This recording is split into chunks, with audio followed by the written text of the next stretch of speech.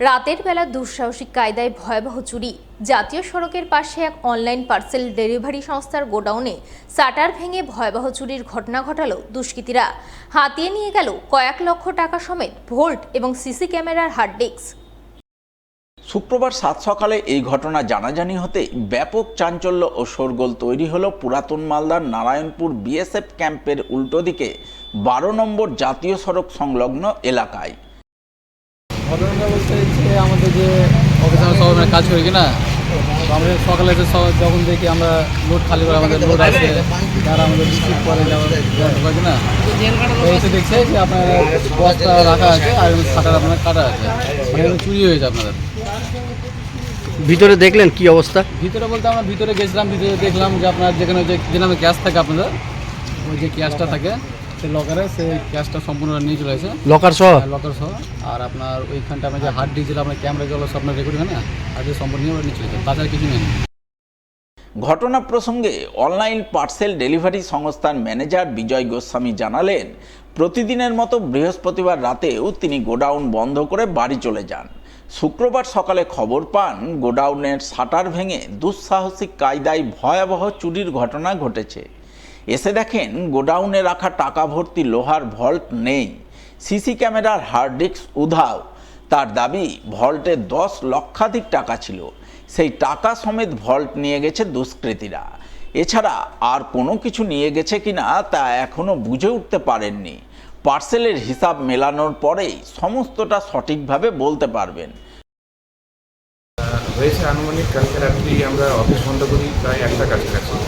তারপরে আমাদের এখানে আমাদের কাছে আজকে সকালে যখন যারা ডিউটিতে আসে তারা খবর দেয় যে এখানে শাটারটা ভাঙা অবস্থায় পাওয়া গেছে। তো আমরা সঙ্গে সঙ্গে আমরা থানায় যাই। এটা কি আছে? আনুমানিক এটা হলো আমাদের ফ্লিপকার্টের নারায়ণপুরের অফিস, যেখান থেকে আমরা সমস্ত ডেলিভারি করি। আচ্ছা। আমাদের এখান থেকে মোটামুটি মালদা শহরের অলমোস্ট সব জায়গায় ডেলিভারি হয়। আমাদের এই গাজলের আগে অবধি আমাদের ডেলিভারি করি আমরা এই পুরো নারায়ণপুর চত্বরটা। তো তারপরে আমরা পুলিশকে সঙ্গে সঙ্গে আমরা খবর দেওয়ার পরে পুলিশ আসে, তদন্ত করে। আনুমানিক এখন অবধি আমরা দেখতে পাচ্ছি যে এখান থেকে আমাদের যে ক্যাশ যে ভল্ট, যেখানে আমরা ক্যাশ টাকা রাখি প্রত্যেক দিন ডে টু ডে কালেকশন, সেটা এখান থেকে চুরি গেছে। কত টাকা? অ্যাপ্রক্স আপনার 10,79,000 টাকা এখন অবধি আমরা হিসাব করতে পেরেছি। আরও বাকি আমরা দেখছি কত। আর বাকি এই যে দেখতে পাচ্ছেন এগুলো এখনও শিপমেন্ট বা আমাদের মোবাইল থেকে, সেগুলো আমরা এখন অবধি কিছু করতে পারিনি, কারণ এখন ইনভেস্টিগেশন চলছে, আপনি দেখতে পাচ্ছেন। তো সেটা হয়তো আমরা কিছুক্ষণ পরে আমরা হয়তো এক্স্যাক্টলি ভ্যালু কত বা কী চুরি গেছে সেটা আমরা বলতে পারবো। কিভাবে দুষ্কৃতীরা ঢুকেছে? এটা দেখুন আনুমানিক করা যাচ্ছে যে এটা হয়তো আমাদের ন্যাশনাল হাইওয়ের পাশে। তো এখানটা জায়গাটাও মোটামুটি লোকালে থাকে, কিন্তু রাত্রেবেলা যেহেতু নির্জন থাকে, হয়তো সেই সুযোগেই হয়তো রাত্রেবেলায় এসে এখানে হয়তো সেই ডাকাতিটা করেছে। শাটার ভেঙে? হ্যাঁ, শাটার ভেঙে। আপনি হয়তো বাইরে গেলে দেখতে পাবেন যে শাটার ভেঙে, আপনি হয়তো প্রাথমিক পর্যায়ে যখন এসেছিলেন, শাটার পুরো ভেঙে ওরা ঢুকেছে, ঢুকে বাকিটা সব ক্যাশের লকারটা নিয়ে চলে গেছে? ক্যাশের লকারটাও নিয়ে গেছে। Hard disk? হার্ড ডিস্ক গেছে। হার্ড ডিস্কটা রাখি হার্ড ডিস্ক গেছে আমাদের, যেখানে আমাদের কোম্পানির সমস্ত তথ্য থাকে ক্যামেরার, সেটাও নিয়ে গেছে। এদিকে এই ঘটনার খবর পেয়ে মালদা থানার পুলিশ ঘটনাস্থলে পৌঁছায়। পুলিশ প্রথমে গোটা বিষয়টি খতিয়ে দেখে, পরে ঘটনার তদন্ত শুরু করে। তবে অনলাইন পার্সেল ডেলিভারি সংস্থার এই গোডাউনে এই প্রথম নয়, এর আগেও তিনবার চুরির ঘটনা ঘটেছে বলে খবর। স্বভাবতই একাধিকবার চুরির ঘটনায় জোর চাঞ্চল্য তৈরি হয়েছে এলাকায়। ফের মালদা শহরের বুকে ঘটল ভয়াবহ চুরির ঘটনা।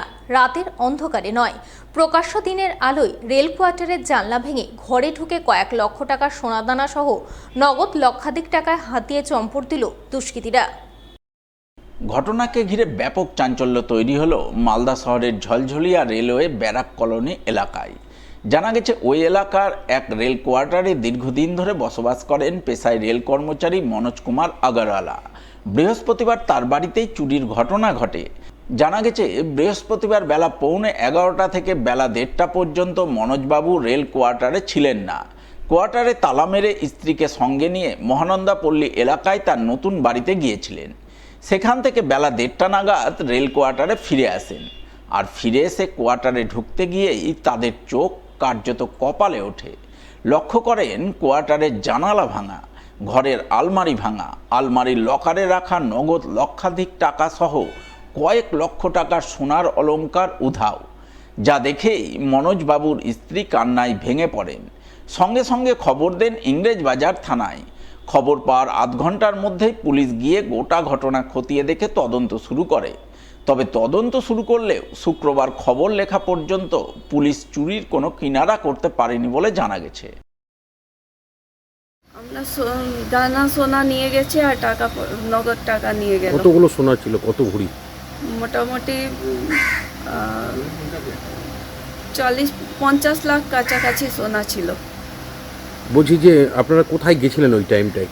আমরা নতুন বাড়ি করেছি, ওইখানে গিয়েছিলাম দিনের বেলা, কি চলে আসবো 1 ঘন্টার মধ্যে। বৃষ্টি হতে শুরু হয়ে গেল, তো আমাদের একটু দেরি হয়ে গেল। যখন আমরা আসলাম, রান্না বান্না এই বাড়ির কোয়ার্টারেই করি আমি, এখন শিফট হচ্ছি আস্তে আস্তে করে, তো রান্নার এইখানেই আছে। তো যখন আসলাম তো দেখছি এই ঠিকই আছে, তালাওয়ালা সব ঠিক আছে। খুললাম তো ওই গেট জানলাটা বেকা, পুরো রোডটা বেকা হয়ে গেছিলো। আর তখন আমি বলছি এরকম চুরি হয়ে গেছে, আর এইভাবে আলমারি দেখছি তো বলছি যা আমার সব চুরি হয়ে গেল। কান্নাকাটি শুরু করে দিলাম, আমার সব নিয়ে চলে গেল। পুলিশকে জানিয়েছে? 11:45 থেকে 10:45 থেকে 1:30 মধ্যে চুরি হয়েছে। কী কী চুরি হয়েছে আপনার বাড়ি? শুধু সোনার গয়না কাছাকাছি 40-50 লাখের, আর 1,05,000 টাকা নগদ। বলছি পুলিশকে জানিয়েছিলেন? পুলিশকে জানিয়ে দিয়েছি। তখন যখনই ঘরে আমরা ঢুকলাম এই 2 ঘন্টার মধ্যে, যেটা চুরি হয়েছে, তো পুলিশকে জানালাম, ফোন করলাম। পুলিশ আধ ঘন্টার মধ্যে এসে গেল। আপনারা কাউকে সন্দেহ করছেন বা অনুমান? সন্দেহ করছি আমরা। এখানে একটা সন্দেহ হচ্ছে যে আমাদের সামনে কিছু কন্ট্রাকচুয়াল লেবার থাকছে, হ্যাঁ, অনথরাইজ থাকছে, ওরা, তাদের উপরে একটা সন্দেহ আছে। নেক্সট সন্দেহ আছে একটা কাবাড়িওয়ালা, ও অ্যাকচুয়ালি কাবাড়িওয়ালা নয়, কাবাড়ির ভেষ ধরে এদিকে আসে শুধু চুরির ধান্দায় হিসাব কিতাব দেখেও, কিন্তু কাবাড়ি জিনিস কোনো কিনে না, নিয়েও যায় না, শুধু একটা বড় ঝোলা নিয়ে নেয় যে আমি কাবাড়িওয়ালা, ওটার উপরে সন্দেহ। মানে কোন দিক দিয়ে ঢুকেছিল এরা? পিছন থেকে ঢুকেছে। কি ভেঙে? পিছন থেকে বারান্দার জানলার থেকে রড বেঁকিয়ে ঢুকেছে। আপনি কি করেন? আমি রেলে চাকরি করতাম, রিটায়ার করেছি। গৃহস্থ বাড়িতে চুরির অভিযোগে এক মহিলা সহ এক নাবালককে ধরে তুলে গ্রামবাসীরা তুলে দিলেন পুলিশের হাতে। শুক্রবার এই ঘটনাকে কেন্দ্র করে জোর চাঞ্চল্য তৈরি হলো মালদার হবিবপুর থানার আইহো নামাটোলা এলাকায়। শুক্রবার এই ঘটনাকে কেন্দ্র করে জোর চাঞ্চল্য তৈরি হলো মালদার হবিবপুর থানার আইহো নামটোলা এলাকায়। জানা গেছে গত সোমবার আইহো বারুইপাড়া এলাকায় এক গৃহস্থ বাড়িতে চুরির ঘটনা ঘটে। পাশাপাশি একই দিনে আইহো সোনামণিতলায় এক বাড়িতে চুরির চেষ্টা হয়। এই ঘটনার পর গ্রামবাসীরা সিসি ক্যামেরা দেখে এক মহিলা সহ এক নাবালককে চুরির ঘটনায় জড়িত বলে সন্দেহ করেন। এর মধ্যেই শুক্রবার ফের ওই মহিলা সহ নাবালককে সন্দেহজনকভাবে ঘোরাঘুরি করতে দেখা যায় আইহো নামটোলা এলাকায়, যা দেখে গ্রামবাসীরা সিসি ক্যামেরার ছবি মিলিয়ে তাদের চুরির ঘটনায় জড়িত সন্দেহে তাদের আটক করেন। আটক করার পরে আটক মহিলা চুরির কথা স্বীকার করেন। এরপর গ্রামবাসীরা খবর দেন হবিবপুর থানায়। পরে পুলিশ গিয়ে তাদের আটক করে থানায় নিয়ে যায় বলে খবর। আমার চুরি করেছে জুলাই মাসের 6 তারিখ, সামনে সোমবার সকাল 8টার সময় চুরি করেছে।